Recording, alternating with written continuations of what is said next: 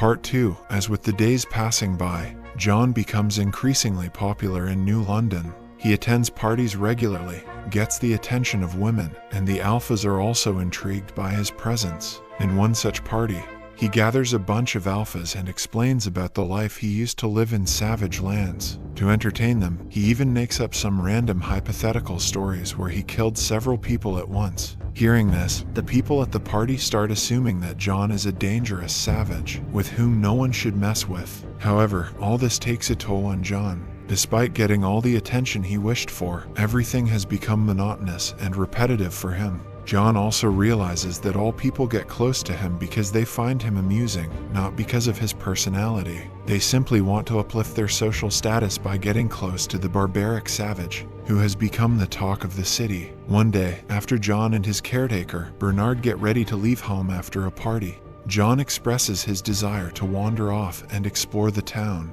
Bernard states that it's dangerous to travel alone, as he might get lost, but John reassures him that he will be fine. Then, after Bernard leaves, John sits in the metro and reaches the last station, where he surprisingly bumps into Lenina. She is the only one who treats him for his true self and not his popularity. Hence, John decides to take her out on a date. He convinces her to come with him and leads her to the Epsilon's department, where all people are supposed to have no feelings and opinions. Since John has no Indra chip installed in his eye, no one can track him.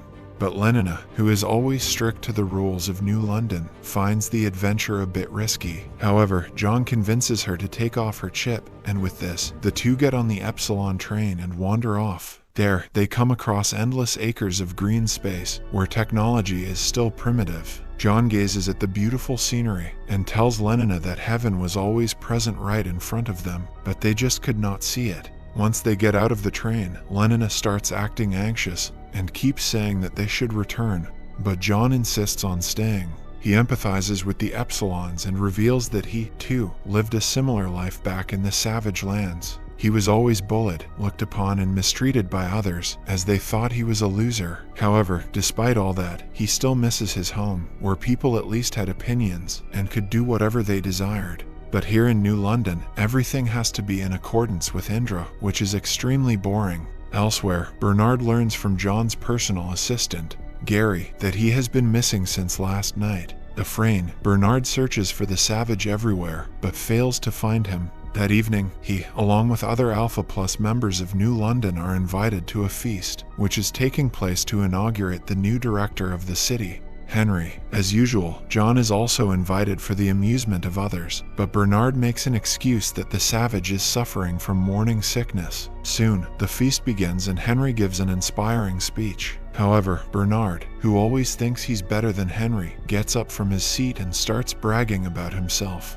He mentions his time in the savage lands where he got shot, drove a car, and hid from assailants. He also talks about how he is very close to the popular guy, John, and knows each and every detail about him. But sadly, no one amongst the attendees, not even Watson, finds his speech interesting. Instead, they find it embarrassing and ask him to sit down. Back in the Epsilon lands, John and Lenina continue exploring the place. John plucks a peach from a tree and explains to Lenina that this is freedom, where anyone can grow plants, hunt animals, and enjoy the hard-earned food. Lenina, who is very new to all this, doesn't understand much, but she is still curious. To make her understand more, John closes her eyes and makes her imagine a world where people have free will and are not governed by a dictator like Indra. He also suggests they go and hunt some fish. That night, two go by a waterfall and try to hunt for some fish, but in the heat of the moment, they start making out. One thing leads to another and the two even have intercourse near the waterfall, under the full moon. In this way, they start a relationship. Elsewhere, a drunk Bernard is back to his room, where Watson is trying to console him that he is also an important member of the city. Bernard wants to be noticed, but Watson reveals that if someone wants to be noticed, they have to do something new. But if that something is done every day, people will get bored and stop noticing it. Hearing this, an idea strikes Bernard's mind. In the next scene, John finally returns home after his intimate session with Lenina. However, as he is about to proceed towards his room, Bernard stops him. He doesn't ask where he was, and simply says that it's over. John is confused by the statement, and Bernard replies that all his partying, playing around, and attention days are over. This is because no one finds him amusing anymore, as he is just a savage. This expectedly enraged John, and he warns Bernard to stop talking, but the latter doesn't listen. And as the personal assistant, Gary, watches on, the two start fighting. Surprisingly, this was only Bernard's trick to get popular, as through Gary's intro, all the people of New London are watching the fight unfold. John is also in on the act, and he lets Bernard hit with a few punches, making it seem like it's a real fight. The next day, we see that John and Lenina have started dating each other. Although the latter is not used to the term dating as in New London, one-night stands are the culture, but John tells her not to worry. He reassures her that everything will pan out the right way when the time comes. As Lenina prepares to leave, she brings out John's MP3 player that he had taken from his house in Savage Lands. John turns on the MP3 player and gets emotional when he hears real music for the first time in months. After Lenina gets out of the room, she puts on her Indra chip, implying that she has been keeping her new relationship a secret. She then ventures off to work, happy for the first time in months. In the next scene, when John arrives home after strolling around the city, Bernard approaches him and invites him out to another party, which is being hosted by the famous arch songster. It turns out that this guy is responsible for making all the music in New London, which is actually just music, without any lyrics. John, who has already been fed up with parties and the unwanted attention, refuses to go, but when Bernard promises to him that this will be his last one,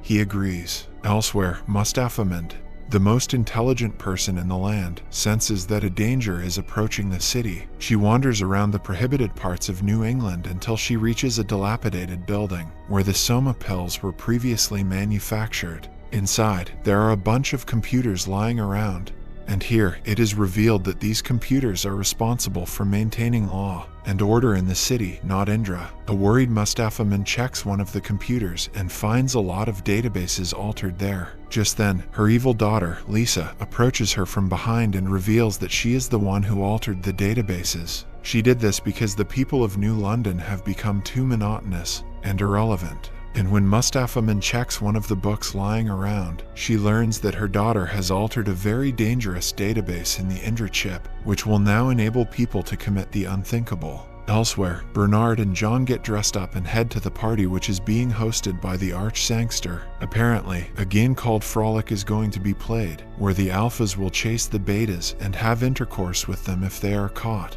Bernard is very excited about playing, but John is in no mood, because all he thinks about now is Lenina. However, despite his wishes, they meet the creepy arch sangster, who appears to be perplexed by John's appearance. He had hoped the savage to be large and scary, but it turns out that he is small and weak, just like the Epsilons. John is greatly angered by these words, but he keeps his cool and doesn't take any action. Soon, the game begins and John and Bernard venture into the woods. Along the way, John tries to explain that this is not life. People should have the will to date others and find their partners. With these partners, they will live for the rest of their lives and have children. However, Bernard understands none of it, so John explains it in a simple way. He says that at first, people should find an interesting person and date them, and at the end of the day, they can decide if she was the right person. He tries to explain more, but a bored Bernard puts on his game mask and ventures off to hunt some betas. Following this, John walks through the woods alone when suddenly,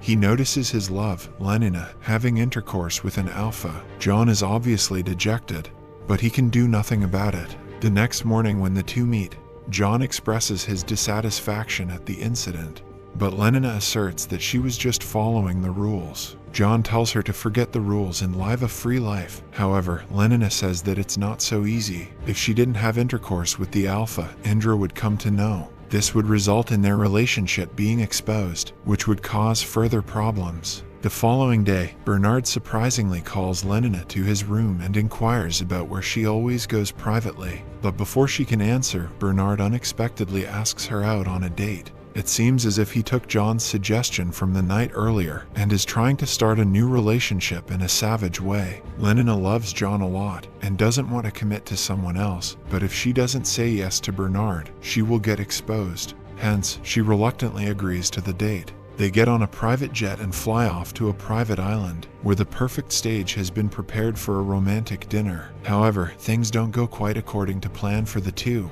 Bernard is quite into Lenina, but the latter keeps thinking about John. She wants to keep up her act, but fails because she is visibly distracted. Bernard sees through her eyes and gets enraged. Hence, he screams at her to leave the room, and then breaks down in tears. Elsewhere, John searches the whole area for Lenina, but she is nowhere to be found. Hence, he goes to the Epsilon's section to have some beer, but when the waitress refuses to give him alcohol, he smashes a glass on the floor. As expected, the Epsilons quickly start cleaning the floor, as it is their job, but John instructs them to not do so. He then gives a lecture about how the Alphas are getting all the comfort and luxury, while the Epsilons are made to do the hard work, as if they are slaves. He also tells everyone to rise up and stop being Epsilons, but rather be normal people. Saying this much, he prepares to leave, but just then, Jack 60 also smashes a glass on the floor. Soon, all the Epsilons follow suit and start trashing the place, implying that they have had enough